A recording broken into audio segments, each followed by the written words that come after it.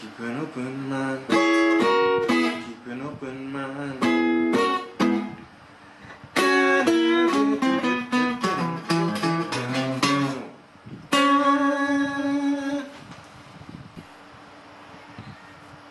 Alright, hello. It's been a little while.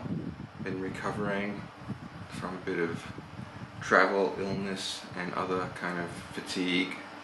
New year.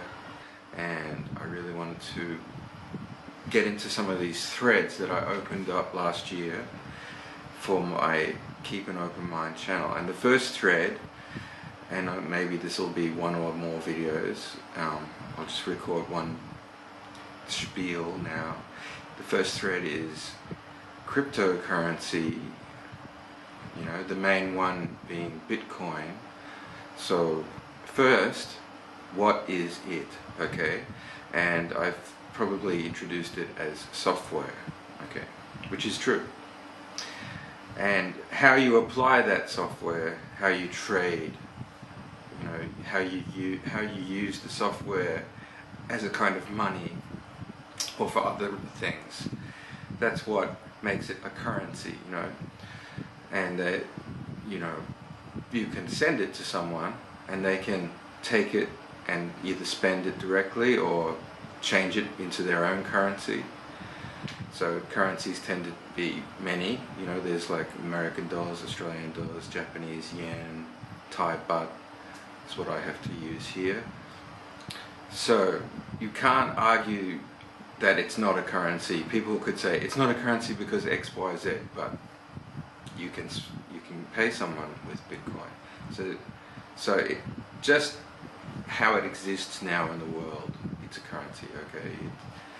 People tried to argue that it wasn't because of, you know, economic reasons, and maybe it's not a good enough currency for them, or you know, it's not stable, or things. But it's anyway, it's a software. But it's what I think my qualifications that I can offer to you are: A, I am qualified in computer science, okay, or informatics, or whatever you want to call it these days.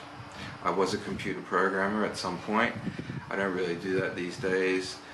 I don't go into the code, to be honest. I am more into using software and understanding the implications of things. So my wisdom is the experience that I bring, you know, having used for over 5 years Bitcoin, having bought it, sold it, lived with it, used it to solve problems where other currencies fell down. Okay, what kind of software is it? It's peer-to-peer software. Okay, this is how I knew, because of my experience with other software like BitTorrent and other peer-to-peer platforms, that it wasn't going to be stopped, okay, just at all, unless the whole internet went off. Peer-to-peer software cannot be stamped out, okay? It's like teaching someone a trick and then they teach other people, and you try to like tell everyone in the world, no, that trick's not allowed, no doing that trick, it's evil, or something like that, when it might just be a fun thing to do. Like, I don't know if I'll give an example, you know, like juggling or something, you know. From now on there'll be no more juggling. Juggling is evil, it distracts people, and it's silly, it has no point, you know. That's the kind of weird level of criticism you get of people attacking Bitcoin, you know. Stop sending each other that money, it's evil, you know. Use our money, use the money the government tells you, you know, that kind of thing. So peer-to-peer software, what is that? I mean, that might start to make this boring, but I have to explain it, okay? It means you run a program on a computer. It could be the computer on your desk, it could be a server, which is a computer that you access, that you just leave on all the time somewhere. It could be stored in a company, or it could be in your own home, doesn't matter. And in that software running on that computer, you could call it a node. That's what they tend to call it. It appears on the internet as a node. It has an address, it's running, you can talk to it, other nodes can talk to each other. So they all kind of start to work as a network of nodes. And so there's the Bitcoin network, but it starts with one node, which could be yours. Doesn't really matter. There is no central node. There's no my node is more important than your node, unless of course you're talking about someone that hasn't got a full node.